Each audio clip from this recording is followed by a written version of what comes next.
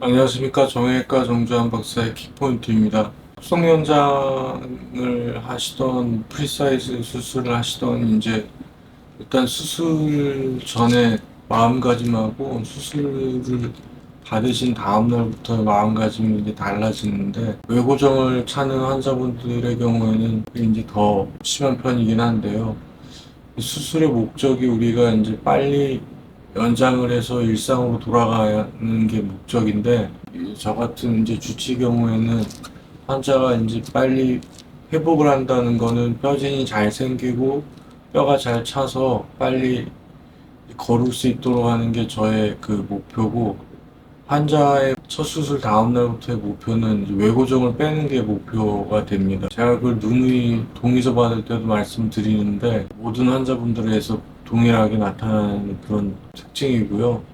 물론 저 같아도 이제 빨리 빼고 싶을 것 같긴 한데, 문제는 연장 속도죠. 오늘 이야기하려고 하는 부분이 이제 키 수술에서의 연장 속도의 중요성인데, 뼈진 형성에서 가장 중요한 게 첫 번째가 수술적인 테크닉이죠. 절골술 방법이나 골막을 보존하는 방법, 이런 수술적인 기술적인 부분이 있고, 두 번째가 이제 연장 속도와 리듬이 굉장히 중요하고, 세 번째가 이제 첫 번째, 두 번째 못지않게 이제 중요한 게 영양 상태거든요. 그 중에 오늘 간단하게 설명드려 보면, 그 연장 속도는 우리가 알기에 하루 1mm 연장으로 이제 교과서적인 연장 속도가 그렇죠. 예를 들어서 6cm 연장이면 60일을 생각하면 되는데, 그건 교과서적인 이야기고, 실제로 임상 의사들이 저희 같은 경험적으로 봤을 때는 1mm보다는 조금 천천히 가는 게 훨씬 뼈 형성이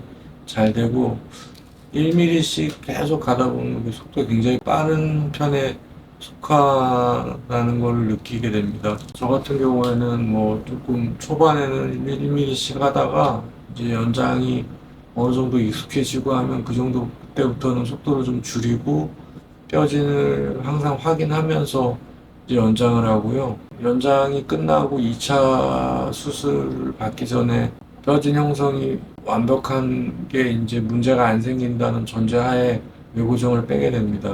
환자분들은 계속 빨리 연장을 하고 빼고 싶기 때문에 2차 수술 날짜를 정해놓고 그 날짜에 맞춰서 연장을 하려는 분들이 드물지 않게 있고요. 그런 뭐 마음은 충분히 이해합니다만, 제가 이제 항상 설명드리는 이야기인데, 연장을 좀 천천히 하면서 외고정을 조금 오래 차고 있으면 환자분들은 외고정을 빼는 시점부터 걷는 시점이 항상 같다고 생각하는 거예요. 그래서 그게 아니고, 우리가 이제 천천히 연장을 조금 중간에 연장 속도를 조절해서 뼈진 형성이 잘 되는 걸 확인하고 이제 외고정을 뺐다면, 우리가 어느 일정 시점을 정해놓고 이제 그 시점에 이제 걸을 거라고 예상했다면, 뼈진 형성을 좀 더 확실하게 예측할 수 있는 그런 연장을 한 이후에는 오히려 더 빨리 걸을 수 있다는 거죠. 걷는 시점.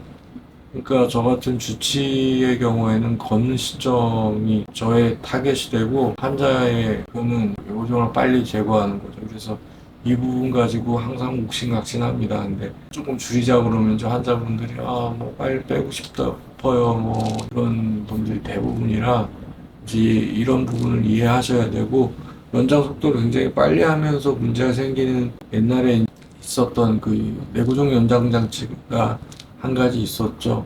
런어웨이라고 불렀는데, 저희들이 굉장히 빨리 연장이 돼 버리면 어떻게 되냐면, 혈관이 이제 자라 들어가면서 연장이 돼야 되는데, 연장이 이제 확 벌어져 버리면 빈 공간이 생기거든요. 그러면 그 빈 공간 안에는 섬유 조직이 차게 되면서 뼈가 생겨 들어가지 못하게 방해를 해서 그게 이제 분류압으로 이어집니다.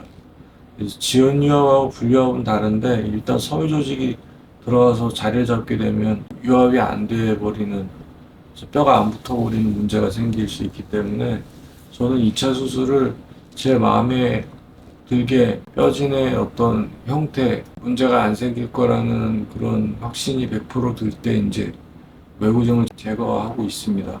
입원 환자들 같은 경우에는 제가 이제 매주 보면서 엑스레이를 체크하지만, 이제 입원을 하기 싫어하시거나 이제 집에서 통원하시는 분들 중에 예전에는 이제 입원비가 지금은 이제 입원비를 포함시켜서 환자분들한테 이렇게 수술비에 포함시키는 이유가 그 중에 하나이기도 한데요. 통원 치료를 자꾸 하다 보면 환자들이 이제 통원 그 텀을 계속 길게 가기를 원하고 2주, 3주 있다가 이제 병원에 와서 진료를 보겠다 그러면 우리가 예상했던 그 수치하고 너무 다르게 이제 많이 늘려오는 경우가 많은데 그러면은 저희들이 그냥 그 자리에서 속도를 그 연장 길이를 확 줄여버리고 환자분들도 굉장히 기분 나빠서 이제 집에 가시고 하는데 나중에 빨리 이제 걷게 되면 이제 환자분들이 좋아하시게 되기 때문에 저는 그 순간에는 환자분들하고 좀 불편하지만 이제 나중 일을 생각해서 많이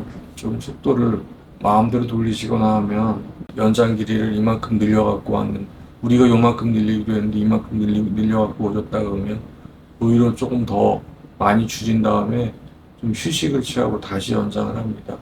그러면 이게 늘렸다 줄였다 하면 뭐냐, 무슨 문제가 생기냐가 아니고 이게 이제 한번 늘렸다 줄이게 되면 이 골막이 자극이 되기 때문에 뼈진 형성이 더 훨씬 많이 되고 걸을 수 있는 시기가 좀 더 앞당겨질 수 있어요. 그래서 예전에는 이걸 이제 아코디언 메소드라고 그러는데 이런 키 수술 말고 골수염 환자라든지 이제 여러 가지 이유로 뼈를 절제하고 뼈를 키우는 환자들이 있을 때 뼈진을 빨리 나오게 하기 위해서 이제 연장을 줄였다 늘렸다 하면서 이제 연장을 해 나가는 그런 방법을 사용하기도 했습니다. 지금 오늘 제가 말씀드리고자 하는 요점은 연장 속도가 아주 굉장히 크리티컬하다, 굉장히 중요하고 연장을 이제 제 마음에 들게 뼈진 형성이 되지 않으면 2차 수술을 할 수 없다. 그리고 저희 병원에서 2차 수술을 받았다는 뜻은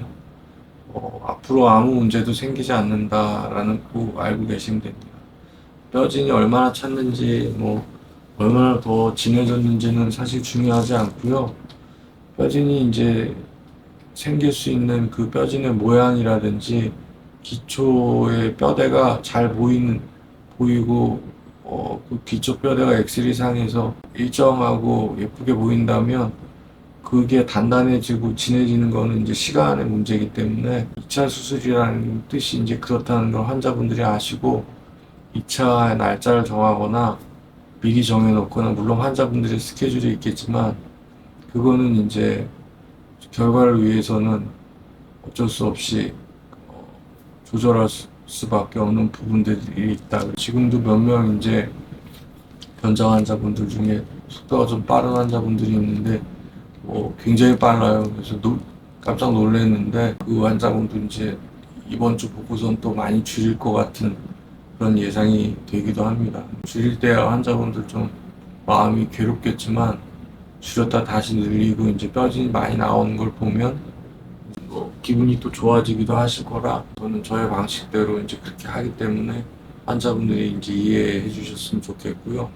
또 한 가지 이제 중요한 점이 이제 영양이 굉장히 중요한데 일정한 이 생활 패턴이 조금 무너지고 운동 시간이 굉장히 줄어들고 그러기 때문에 입맛이 많이 없어지죠. 그래서 우리가 이제 칼슘만 먹으면 되는 게 아니고 이 뼈의 구조가 단백질 구조이기 때문에 단백질 섭취를 보조적으로 좀 많이 필요하고 뼈를 생성하기 위해서 열량을 굉장히 많이 늘려야 되는데 이런 에너지가 있어야 이제 뼈 형성을 하는 공장이 돌아갈 수가 있거든요, 우리 몸에. 그래서 단백질이 굉장히 중요하고 칼로리가 굉장히 중요하다. 뭐든지 잘 드셔야 되고 그다음에 칼슘하고 비타민 D는 이제 필수적이면서 또 보조적인 역할을 하는 거지 그게 우리 뼈의 구조를 형성하는 물질은 아니다. 이렇게 이제 이해하시면 될 것 같습니다.